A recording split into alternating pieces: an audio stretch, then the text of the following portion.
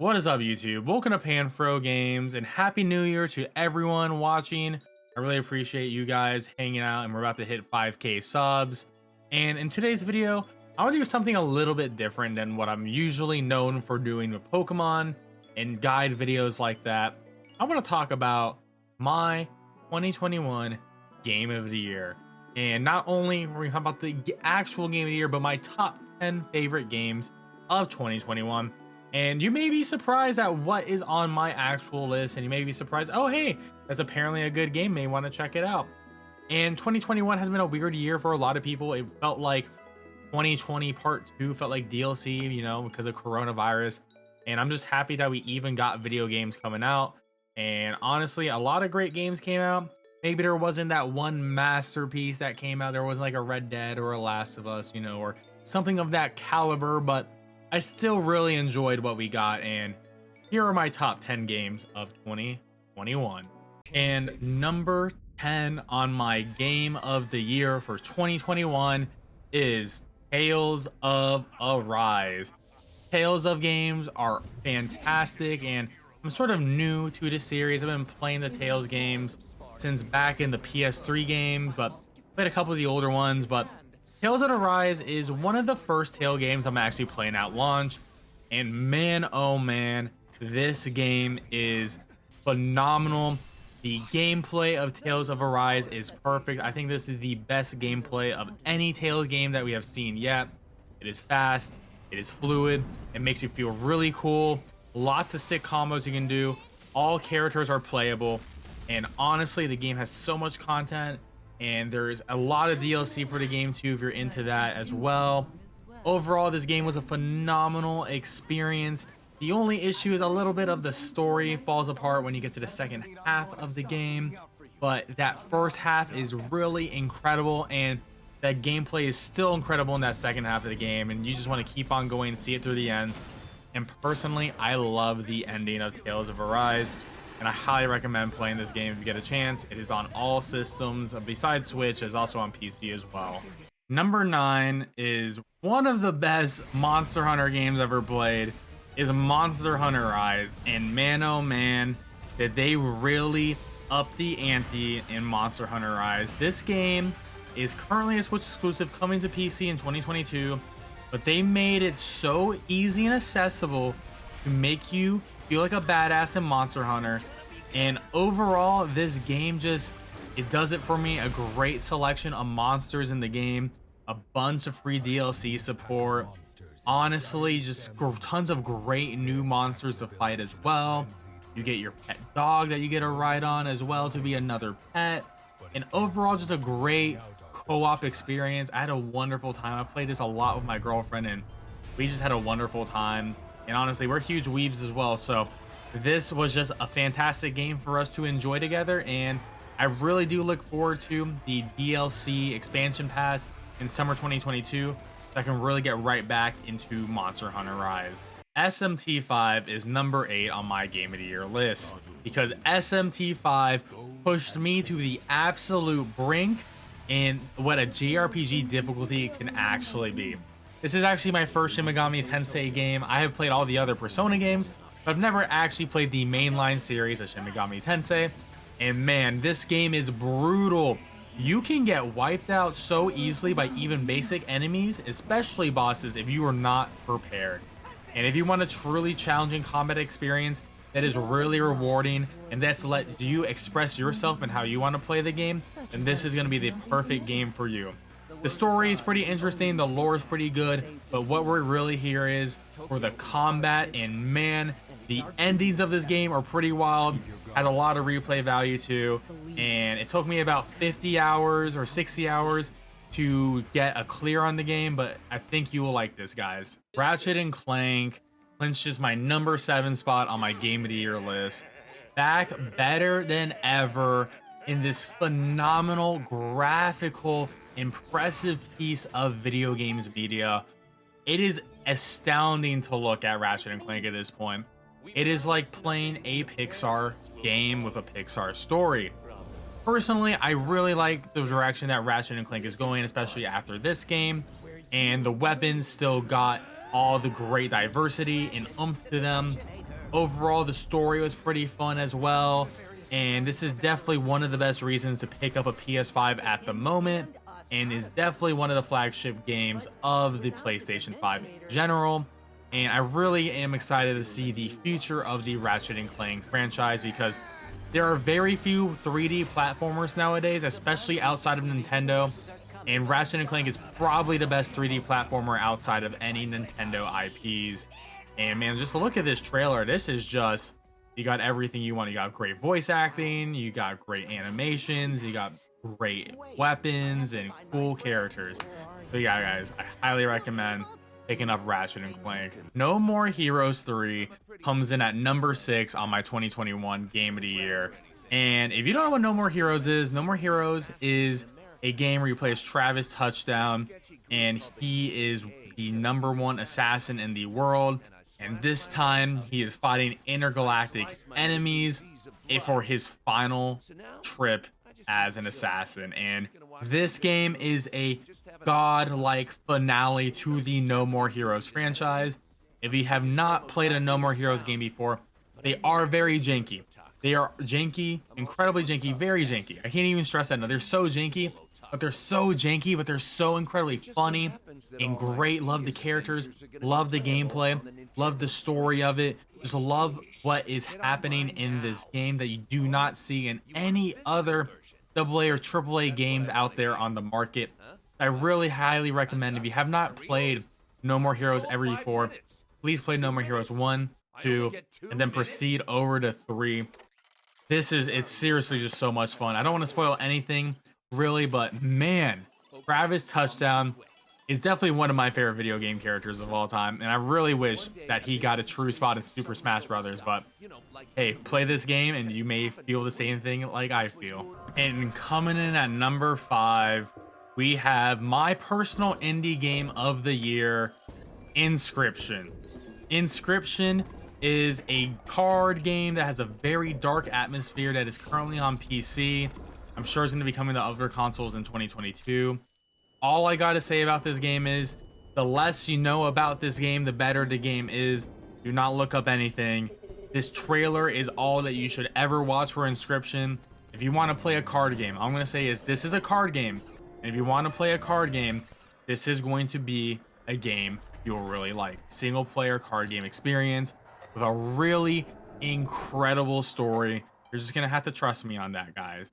Coming in at number 4 is the other major blockbuster PS5 exclusive release, Returnal from Housemarque Games. And man, I'm just really happy that Housemarque Games has really grown from being a twin stick shooter studio to becoming a gem in the first party Sony atmosphere. And wow, Returnal is difficult. This is another really hard game. This is a third-person roguelike shooting game, and you are trapped on a planet, and it has very heavy Alien vibes.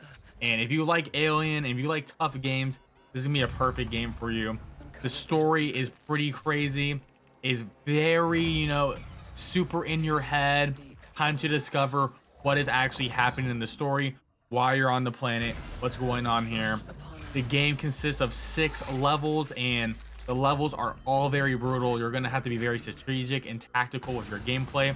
The pickups that you get, the different weapons that you use, different abilities that you actually get, and having a perfect run is so satisfying in this game.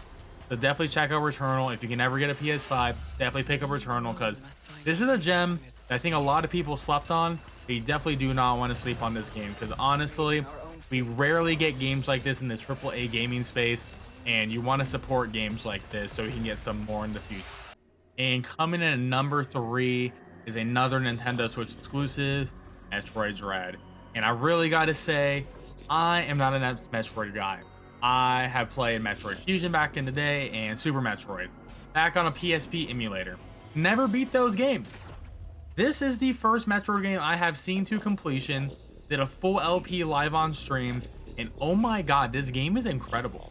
This game is so cool. It feels like a 2D Devil May Cry like side-scrolling game. Like, the coolness that Samus is makes me want to play every other Metroid. This game makes you feel super smart for figuring out puzzles. The gameplay can be really challenging at times, especially against bosses. You have to master a really badass parry mechanic as well, which is super cool. You're getting hunted throughout the game as well, and then you can parry these monsters, these robots. It's so sick. And honestly, the game has something for everyone. If you just want really tight, good gameplay controls, this game's for you. If you want a game that's filled with secrets and you want to have a 100% map completion, this game is for you. If you want to do some really hard technical abilities and combine them together to get hard to reach areas, this game is for you. And of course, it is a speedrunner's paradise. Metroids Red was probably the biggest surprise of 2021 for me personally. I never thought I would actually love this game. When I first saw this game, I thought it looked mid. When I started playing it, it ended up being absolutely incredible. And please, everyone, buy Metroids Red. We need more Metroid because Nintendo won't make it if we don't buy it. Let's be real. Coming in at a very close number 2 on my Game of the Year list is Resident Evil Village. Resident Evil Village brought back the hype of Resident Evil. Resident Evil 7 was a fantastic game. However, it was very flawed. But the important part about RE7 was the first-person perspective. And then Resident Evil 8 took that first-person perspective and really turned Resident Evil Village to the Resident Evil 2 compared to Resident Evil 1 to Resident Evil 2. 7 to 8 is Resident Evil 1 to Resident Evil 2. This game is phenomenal. It is a beautiful game. The RE engine is crazy. It is graphically impressive. The sound design of this game is impressive. It is absolutely a terrifying game. You're gonna be fighting so many different types of monsters. The cast and crew, from the enemies to the main characters, are all enjoyable in their own sort of way. It's also just one of those games that really rewards you for playing smart, exploring the environment, scrounging for ammo, looking for better ways to take out enemies or even just to avoid enemies, period. The game that has so much replay value and has my personal favorite moment of the entire year. Definitely in the middle of the game is actually, I would say, the second real section of the game. If you know, you know. The absolutely most terrifying thing I have experienced in a video game in an incredible long time. And Village, I'm really looking forward to DLC for this game, but I gotta say, replaying this game on different difficulties, trying to do score attack, trying to beat the game under 2 or 3 hours, it's just so much fun. All the bonus weapons that you can unlock as well is great. And honestly, if you cannot handle scary games, I think there's enough action in this game that'll let you enjoy this game. There is a little jump scares, but genuinely, you are strong in this game. You do have guns, and if you are good at shooting, you will have a great time going through this game.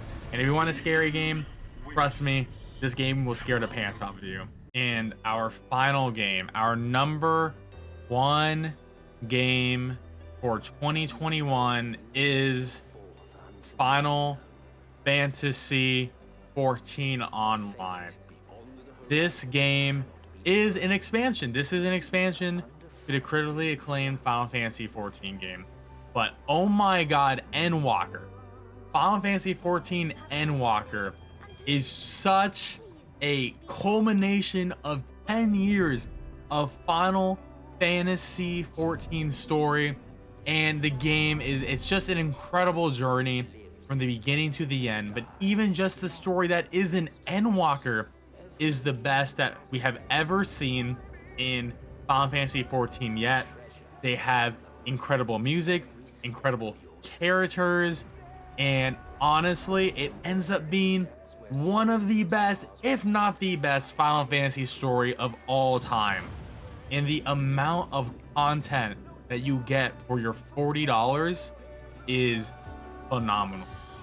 You get all brand new dungeons, raids, trials, extremes, and just not even just talking about the content, but let alone the story. I still can't stop thinking about what has happened in the story. Everything that has happened in this story was a good decision. They wrote this so beautifully, and I am so excited for this team to work on Final Fantasy 16. because they really may save the Final Fantasy franchise for me personally. We haven't had a good numbered Final Fantasy game in a long time. The last one for me was 12, not including 7 remake, but I mean 13 wasn't great. 14, of course, is an MMO, so it's a little bit different, but they really showed it up here in Endwalker. 15 wasn't great, but man, 16, I really hope they do something great at 16. And the new classes that they added with Reaper and Sage were absolutely phenomenal. Oh my, I could really talk on and on about how great Endwalker is.